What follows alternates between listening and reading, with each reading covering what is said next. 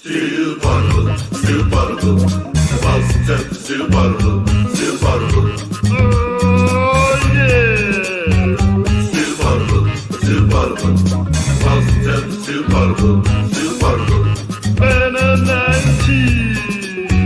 19. Beat Rob, Jim, Packard, J. King. Still Poddable, still Poddable. The Caesar on the court to get another ring. Still Poddable, still Poddable. Everybody in the chat now sing. Still Poddable, still Poddable. Still Poddable, still Poddable. The Boston Celtics still Poddable, still Poddable. Oh yeah! Shut your ass up, man. Daddy's always halfway there.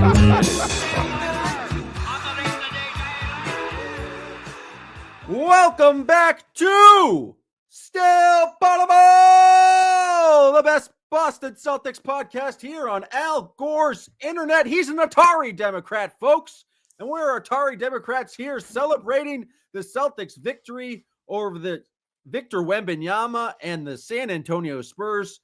Their 7th victory in their last 8 games. The Earn with Meat Celtics have returned, and Jason will return. I don't know if they've arrived because I don't know if they were a thing before, but Jason Tatum was absolutely fantastic tonight, folks. He continues his stretch of just dominant basketball.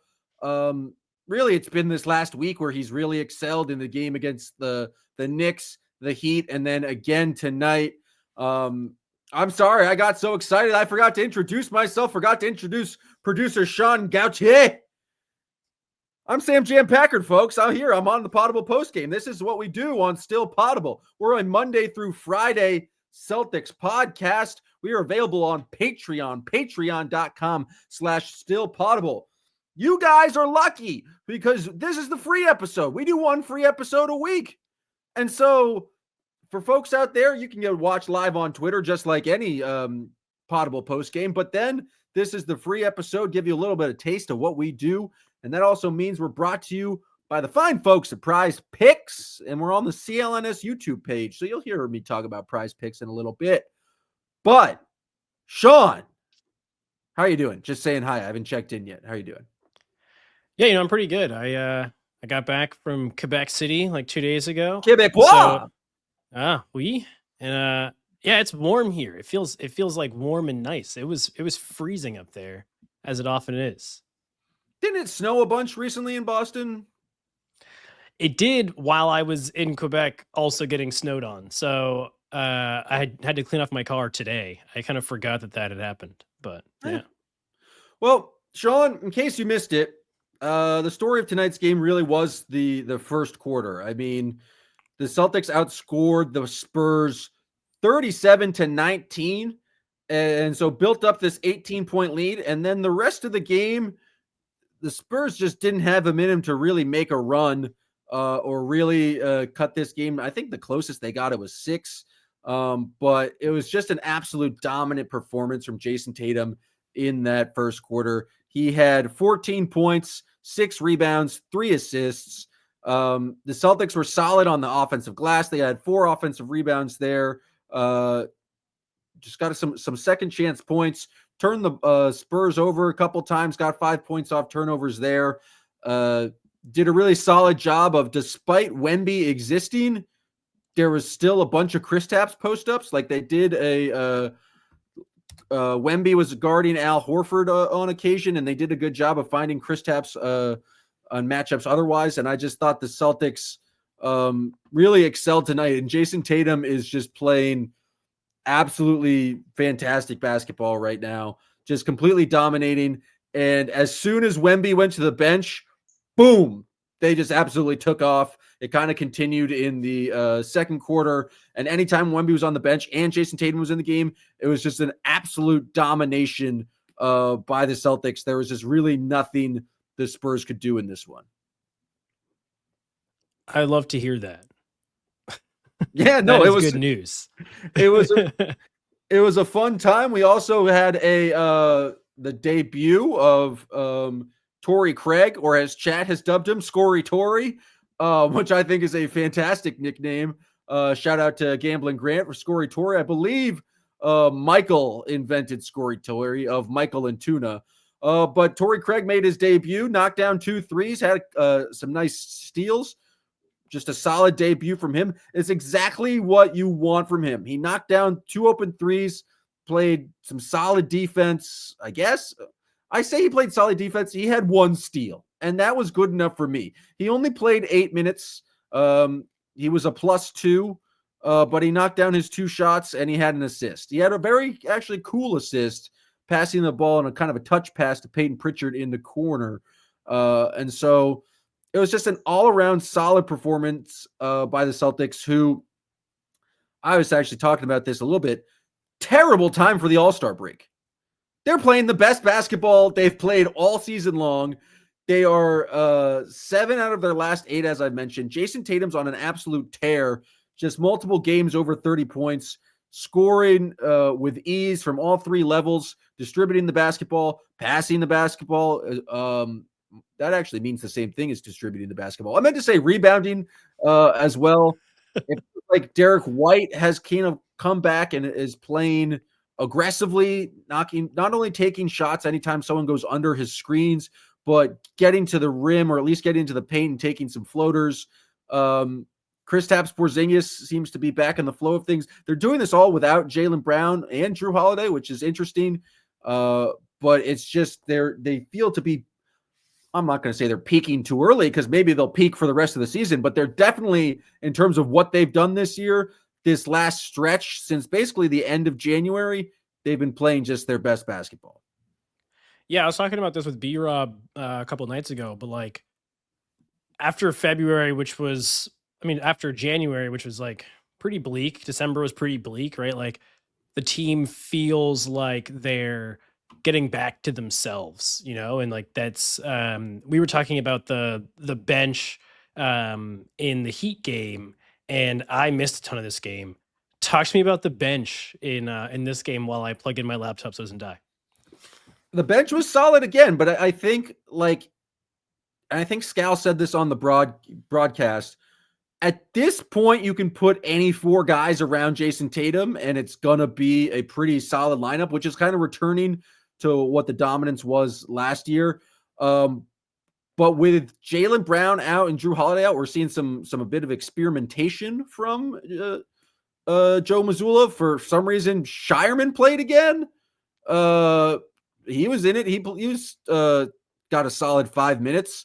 He was a +1. He got a rebound. Then we saw Torrey Craig, but like the bench lineup, what I like to call the Dulce de Leche, the Trace Leches bros, and Al Horford with Jason Tatum, I thought was just continues to be strong tonight, and especially against the Spurs team with no bench. The Spurs have an extremely talented, I would say, 4 guys. Wemby obviously is fantastic. De'Aaron Fox is good. I really like Devin Vassell, and I think Stephon Castle's pretty good. Keldon Johnson has some moments. Chris Paul's a guy. I used to really like Harrison Barnes, but it's like a decent team, but they just don't have a strengthened bench, and I think that's where the Celtics really play well, is when other teams go to their bench, we go to Tatum and the Dulce de Leche or any sort of bench lineups, and that's where we can kind of build this lead and really dominate. And so that's what the Celtics did last year. That's what they're doing this year or have returned to. And so I thought the bench played pretty solid tonight. I'm going to go to a legend of Still Poddable, the highest tier of fans, of subscribers here, Joshua B., well-known local celebrity. Thank you for such a wonderful introduction. I actually have some questions right off the bat for Jam Packer right away. Let's hear him. So I heard you talking a little bit about Torrey Craig, and Torrey. That's fine. We'll call him that. But I have some questions for you because I heard the intro. I heard the intro. By the way, you too can hear the intro, whether you are catching it here on YouTube or whether you are a member of the Still Poddable chat and community. You can sign up right now on patreon.com, become a kid, become a god, become a legend. But whatever you do, be sure to be in the chat during Celtics games to get the best analysis from any Celtics fans that you can find. There's literally nothing better, not even if you were in section 311 with Aiden tonight. best Celtics analysis that you can possibly get. My question for you, Jim, and I'm going to sort of go back and forth with you on this, as opposed to just going on mute and waiting for your answers, because I wanted to say that I heard the intro to the. I'll allow it. Thank you. I heard the intro to your description of Torrey Craig, and I want to ask, what do you expect from Sam Hauser? Do you expect, like, say, just in general, game to game? Do you expect, a couple of threes? Does that sound, what you would like in the general idea from Sam Hauser? I expect 3 threes from Sam Hauser and solid defense. And that's so different from what you expect from, say, Torrey Craig. I expect 1.5 threes from Torrey Craig and solid defense. Well, I saw essentially the same player last night tonight when they were on the floor. Like, they weren't on the floor together, but to me, I saw the same player. I saw the same impact. I saw the same kind of defense. I saw the same kind of role. And I dubbed him, and I'm pretty sure, I don't think this is racist, but whatever. I'll rule on it. Let's hear it. I called him Black Hauser because Sam Hauser is white, Torrey Craig is black, and I don't think, and that I meant as a compliment. I meant that sincerely as a compliment. Why can't Torrey Craig be white, or no, he would be Black Hauser. Why can't Sam Hauser be Black Craig? I called Sam Hauser white. White Craig, yeah, Black Craig would never make any sense. No, there's analysis for that. I'll answer the question. The reason that I didn't call him White Craig is because Hauser has been on the team all year, and Torrey Craig just got here, right? So I haven't had a frame of reference for what Torrey Craig is because I haven't been watching wherever he came from. But I'm glad that he's here right now. I'm calling Hauser. Hauser is now is white Torrey from now on. White Torrey, white Torrey, white Craig. I like white Torrey. I noticed that everybody was plus that touched the floor today. We had no negative people in plus. Can I answer your question as trying to escape the cross-racial comparisons of Torrey Craig and Sam Hauser, just talking about their basketball games right now? Yeah. I agree with you in terms of results. I think they're different players because Torrey Craig is a spot-up 3 guy, whereas Sam Hauser, I feel, is much more dangerous and puts much more of a kind of distress on opposing defenses because he's constantly moving. He's a guy you're going to call a play for and run around on a screen and a curl, and you kind of have to pay attention to him, whereas Torrey Craig is a guy who hangs out in the corner. And so I agree with you that I think Torrey Craig's debut has been years better than what Jay King, that idiot, thought it would be. But I think Sam Hauser, he's the type of guy who, and I think we saw it tonight with an excellent Jason Tatum pass in transition. He's the type of guy you are looking for in transition as an offensive player, and the type of guy, if you're playing defense against the Celtics, you have to know immediately where Sam Hauser is because of his movement and his ability to move without the basketball. I don't necessarily see that from Torrey Craig so far, but I think that's just why you kind of have Hauser is who he is and is kind of higher on the pecking order and has played a bunch of games this season, whereas Torrey Craig only played 9 in Chicago before coming here to Boston. Well, so I'll ask you this question then, Sean, because I don't spend a lot of time watching the Chicago Bulls for good reason. Sean does. Sean's our Chicago Bulls expert. Big Chicago Bulls guy. I don't think Sean is going to know much about the Chicago Bulls, but other than what I sort of know about the Chicago Bulls, which is that they suck. And do you think that Torrey Craig being on a much better team like the Boston Celtics, who run a professional basketball team, who run a professional offense, who know how to play defense, is going to evolve into more of a Sam Hauser role? Or do you think that it's just going to be hanging out in the corner? I remember Sam Hauser back when he did used to just spot up. I mean, that was 3 years ago when we would just run isolation spot ups. And now he is the mover that Jam Packard is describing. Is he that mover because Sam Hauser has just worked on his game and now is all of a sudden this mover without the ball? Or is it call him a mover and a shaker? Yeah, I'm going to call him a mover and a shaker. Cool. Or is it because he plays on a professional offense that he has evolved into that role?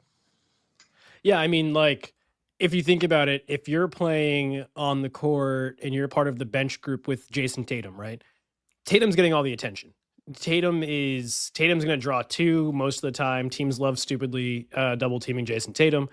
And so, and even without Tatum, right? Like if it's Jaylen Brown, like on this team, Torrey Craig is never going to be the number one option.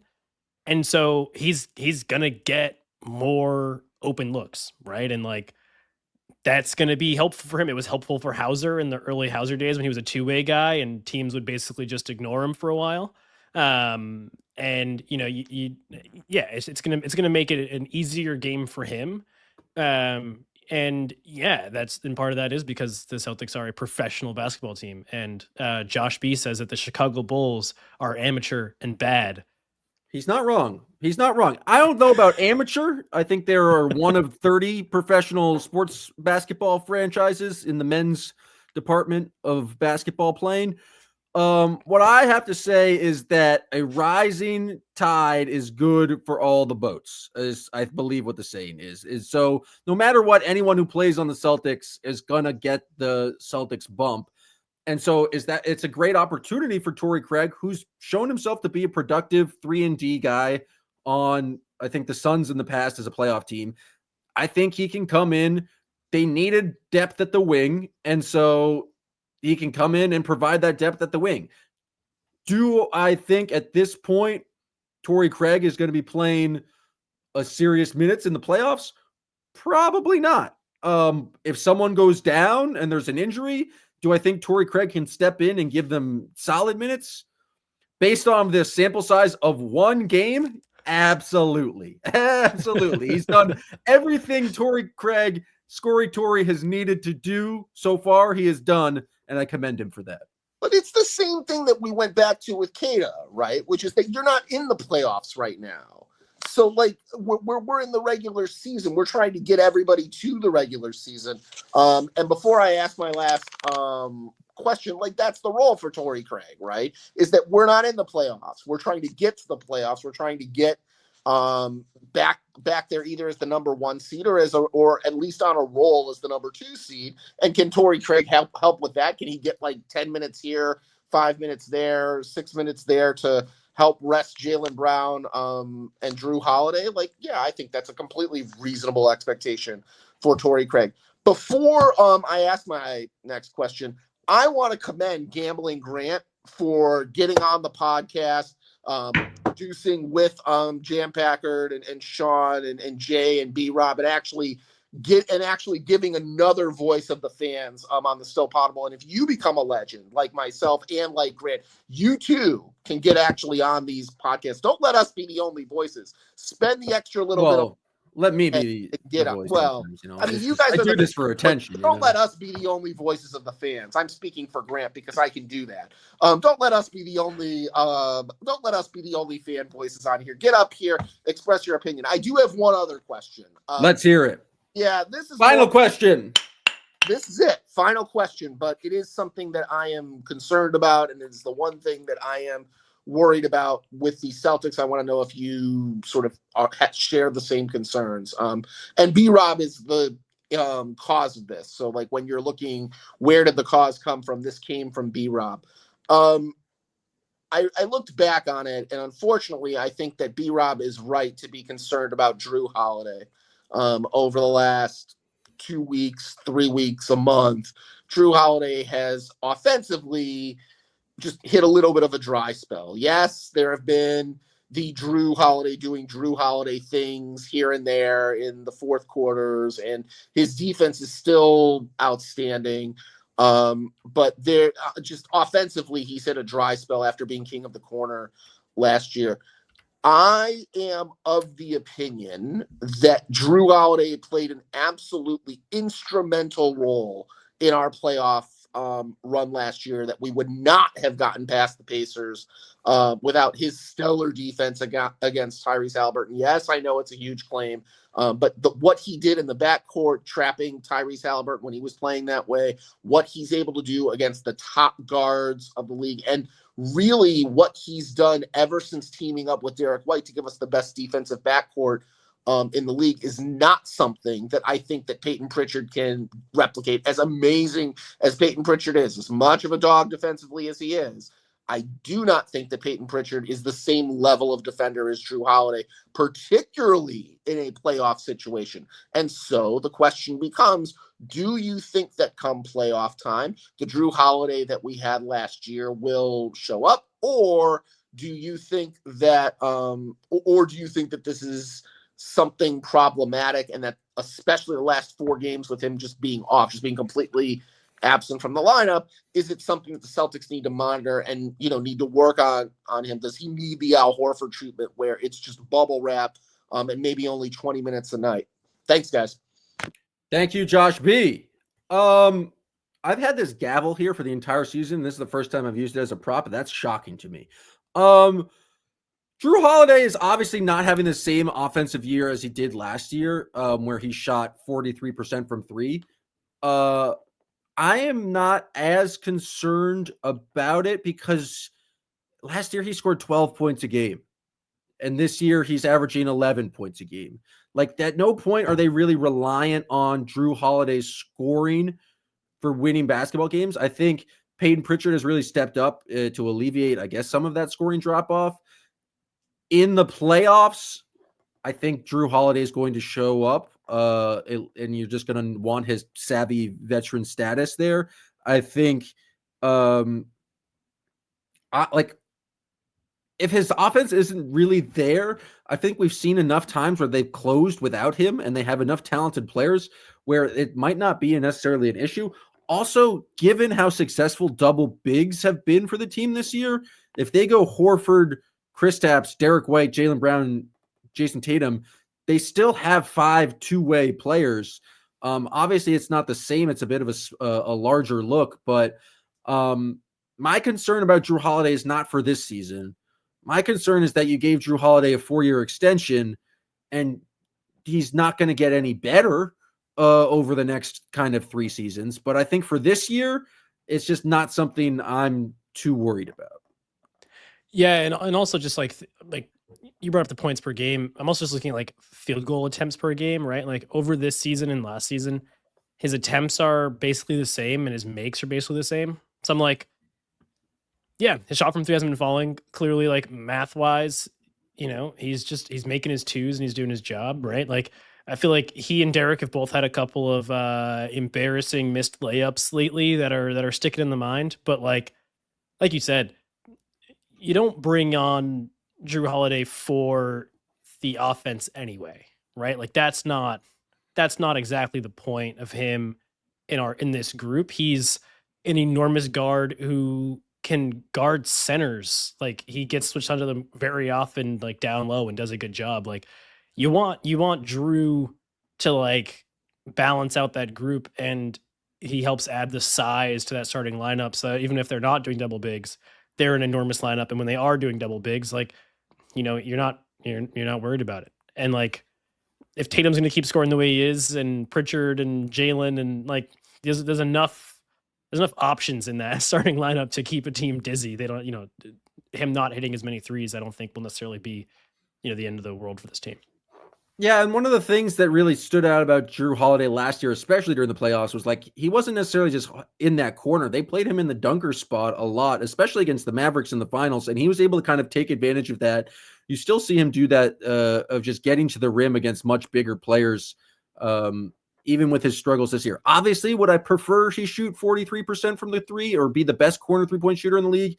Yes. Do I think that the Celtics are reliant on that level of 3-point shooting from him in order to make a deep playoff run? No, not on a team that has Jason Tatum playing this well, not on a team that has Jaylen Brown, Derek White, these double bigs. You also have Hauser, who's shooting the ball well. You also have Peyton Pritchard. And now you have Torrey, I guess, who's going to solve all of our problems. And so I'm not too concerned about Jrue Holiday. And I do think you'll see him in the rest of the season probably get the Al Horford treatment, where he's just like get as much time off as he needs to be so he's as healthy as possible for the playoffs.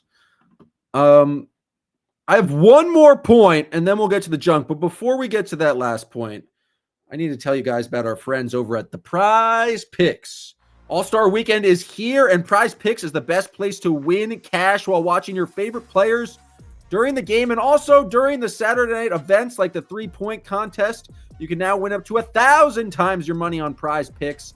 It's the best way to get in on the action in more than 30 states, including California, Texas, Georgia, and Florida. It's the best place to get real money sports action. Join over 10 million users and sign up today. All you have to do is pick higher or lower on a few different player props, and you can get up to 1,000 times your money. I may have dabbled a little bit in the Knicks game the other night, and I turned $50 into $200. And so that was pretty fun. And so if you want to have fun yourself, sign up today and get $50 instantly when you play $5. You don't even need to win to get the $50 bonus. It is guaranteed. And so it's just a fun little thing to do. Download the app today. Use code CLNS to get $50 instantly after you play your first $5 lineup. Download the app today. Use promo code CLNS to get $50 instantly after you play your first $5 lineup. Prizepicks, run your game. Now, before we get to the junk, the Celtics played the Spurs tonight. And follow me on this one, Sean.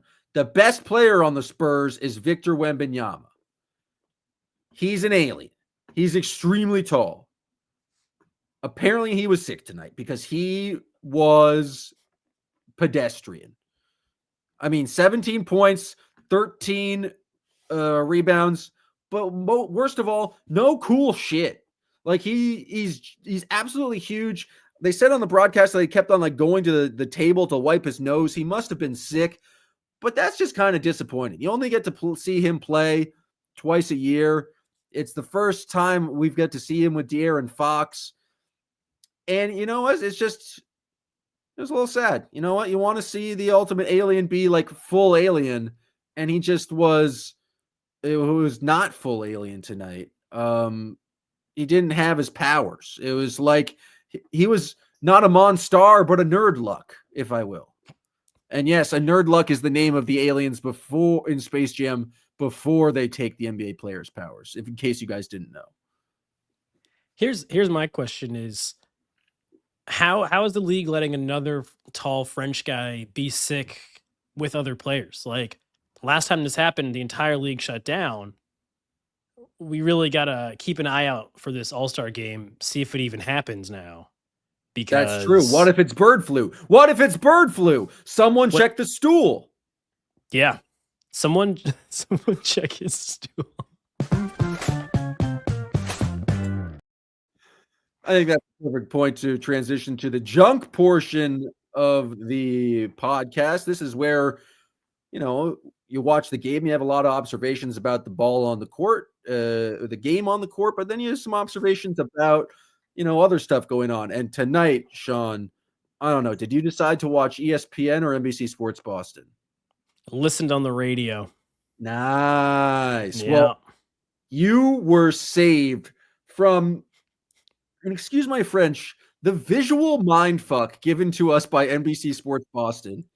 They, I'm trying to be loyal to my guy, Drew Carter, and watch that and choose the local broadcast. They were using a camera view tonight that was absolutely from up on 9.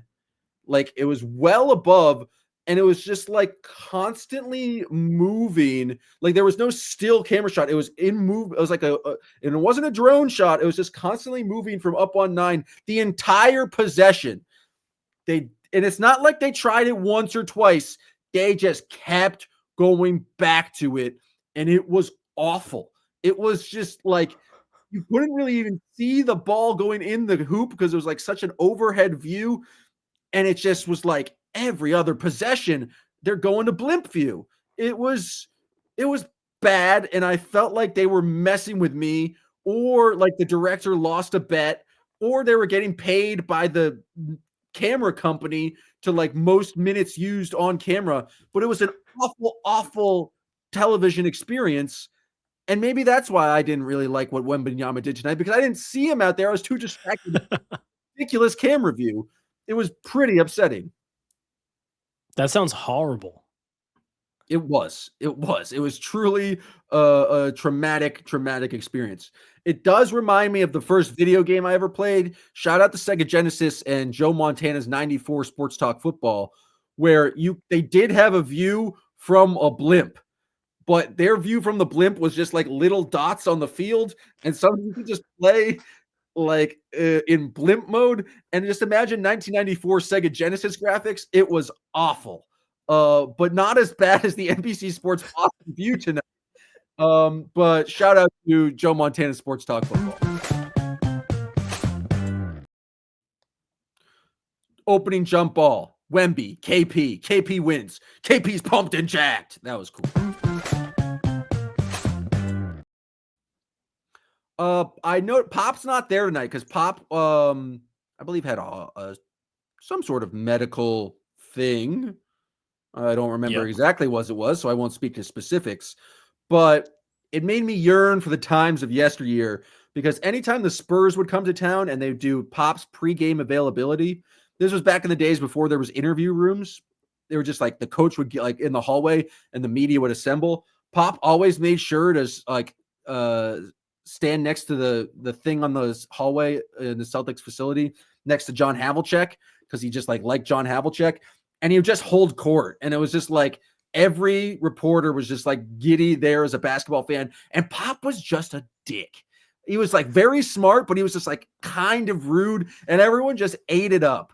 And it was like something you look forward to was that Pop pregame media availability in the tunnel next to John Havlicek.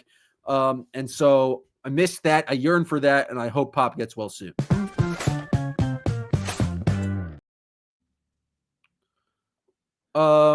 Sam Hauser tonight. We had an ordeal. Of Sam Hauser tonight. He had not one, not two, but 3 2-point shots to get him to his season total of 28. Was I a little hasty in predicting that he would get over 65 this year? Remains to be seen. He could go on a run in the second half.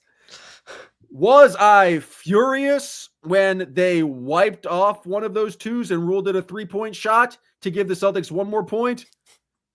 No, furious seems like a strong word. I was mildly annoyed. Did I text Jay King about 2-point daddy Sam Hauser's pursuit of 65? Yes. Did he respond to me in that text message? No. Did he instead attack me in chat? Absolutely. And so, I just have to say, there's a whole ordeal tonight. Normally, I'm the one on chat. If it's during the game and you're in the Still Poddable chat and you see Still Poddable accounts talking, that's me. Multiple times, Jay King went in there to confuse the masses and call me an idiot on my own chat. And it's just like all of this because I was bold enough to predict Sam Hauser would have 65 2-point shots. Was it a dumb thing to predict? Yes, but let's not focus on that. Just focus on the ordeal I went through tonight. Emotional roller coaster. Sam Hauser, like Jay King mentioned, is in pursuit of 40% from 3. Got to give him credit. Did a heave at the end of the first quarter. Not something you would do if you're in pursuit of that perfect percentage, but he's not a coward. And that's why we give credit to Sam Hauser, or White Craig, as has been dubbed. Has Luke Wilson been in a movie in the last 10 years, or is he just in Miller Lite commercials? For some reason, Andrew Santino was there. There was back-to-back plays where Luke Cornett had a badass dunk, and then Kristaps Porzingis had a badass dunk, and it was very cool. People were pumped and jacked. But then later, they showed a replay of Luke Cornett's dunk. It was like a putback dunk over someone, and Scal said he was giving credit to all of Australia, which I don't think makes any sense, because that's a reference to Aaron Baines's nakedness. I do think that the Australians is like the fitness coaches, and I remember hearing you can't cross those metaphors. No, like I think that the like there are literally like the fitness coaches for the Celtics are Australian guys. Oh, I know. And they always give credit to the Australians for being more athletic, but you can't say the phrase all of Australia because that has clear implications in the Celtics world when Tommy Heinsohn, for those unfamiliar, Tommy Heinsohn was remarking on how large Aaron Baines was. And he said, yeah, I saw him in the shower the other day. That guy's bigger than all of Australia. And so you can't come back and use the phrase all of Australia to describe anything Boston Celtics related unless you're talking about Aaron Baines' hog. All right, I will add all of Australia t-shirts to the list of merch that we will talk about and then never make. That sounds good. 7 years after Aaron Baines plays on the Celtics is the perfect time for the all of Australia merch. Scal was being horny, asking for when Megan Thee Stallion was going to come to a game, and I just respected him being so public about it. Peyton Pritchard banked a 3 from the corner, which is something I've done in a pickup game, and you feel kind of like an idiot, but kudos to Peyton. Kristaps Porzingis got double teamed and did a fancy flick pass over his head to a no look to Al Horford, kicked it to the corner. I believe Peyton Pritchard knocked down the 3. I've never really seen KP do that much fancy passing, especially when double teamed, so I give him credit for that. Derek White's a terrible actor. He's in this some commercial for a bank, and then he was like, "What? You're giving away these interest rates? What? You get free Wi-Fi too?" And it made no sense. But then, like, he was on a basketball court, and then they like pulled away and showed him on a green screen, and it was just like, why'd you like? I don't know. It was a very confusing ad. I will not be using their banking services, but I like Derek White as a person. And then the final junk of the night. Did you see the Super Bowl ad? And now the ad they're running, the Dung Kings commercial with Ben Affleck. Yeah. Unfortunately, Donnie Wahlberg. Yeah. It's going to make me go to Dunkin' less. It's having the exact opposite effect. And there's a practical matter is that I have a lifelong beef with Donnie Wahlberg. It's not a beef because he has no idea who I am. But it's a one-sided beef. It's still a beef. One-sided beef. I just get very frustrated that he's our biggest celebrity fan. And I've never, hand up, I've never watched Blue Bloods. Maybe I'm wrong about Donnie. Maybe I'm judging him purely based on New Kids on the Block alone. And being a no-talent hack from there. But maybe Blue Bloods is fantastic. Maybe that's on me. I'll admit my biases.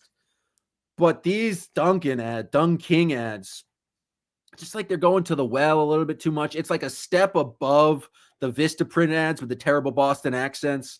It's just bad news bears. And here's the thing.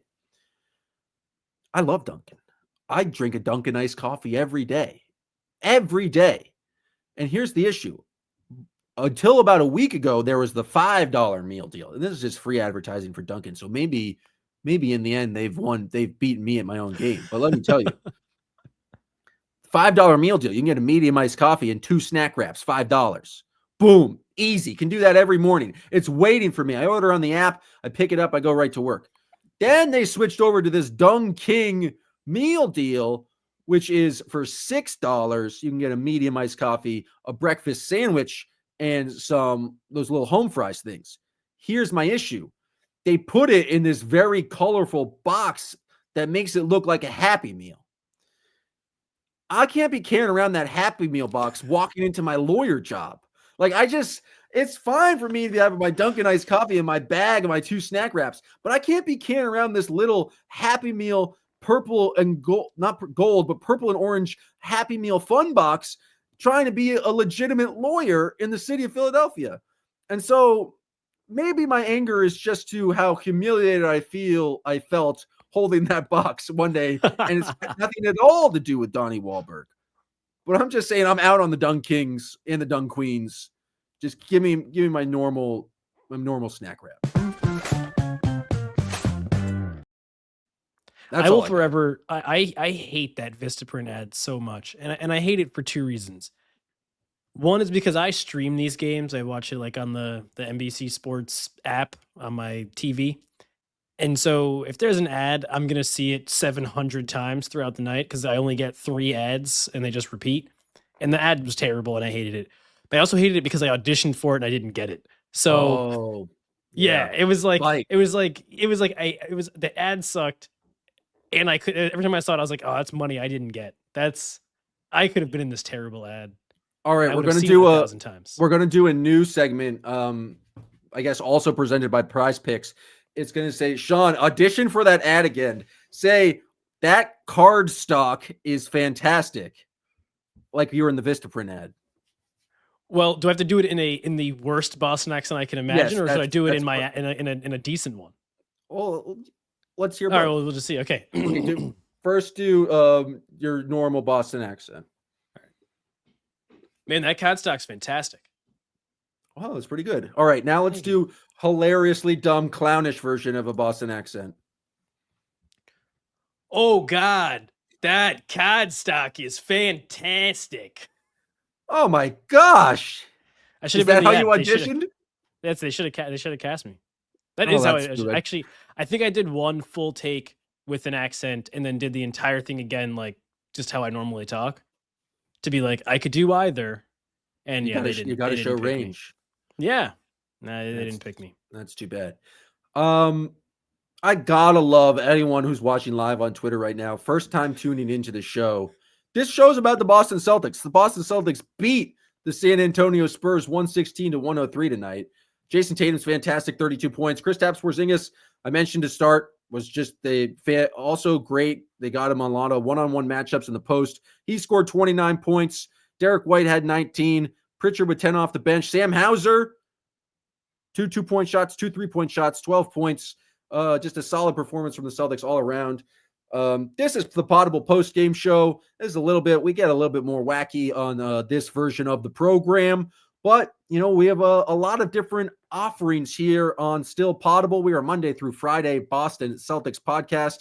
And so this is more of the fun edition after the post-game show. But you also, part of the crew, Jay King from The Athletic, Brian B. Rob from MassLive.com. They'll be giving you the hard-hitting basketball analysis. They're also in the locker room. They're on the road trips with the teams. They know the players. They know the coaches. And so they give their insight there as well. So if you enjoy the program, if you enjoy the Poddable postgame, if you enjoy more of the hard-hitting X's and O's, nerdy basketball talk, come on down to patreon.com/stillpoddable. We're having a great time. Football season is over. It's time to lock in on the Celtics. Well, not right now. You got a week, but it's time to take that week to re-lock in on the Celtics as they go for the playoff push and go for Banner 19. Very much appreciate everyone tuning in. We'll be back more. I believe Jay King's got a special guest tomorrow. It could be Tim Bontemps. I don't think it will be, but it could be because we've had him in the past. And so joining in, and then we'll be back next week after the All-Star game to get you ready for the final third of the season. We really appreciate you guys tuning in to this episode of Still Poddable. Still Poddable, Still Poddable. The Boston Celtics Still Poddable, Still Poddable. Oh, yeah.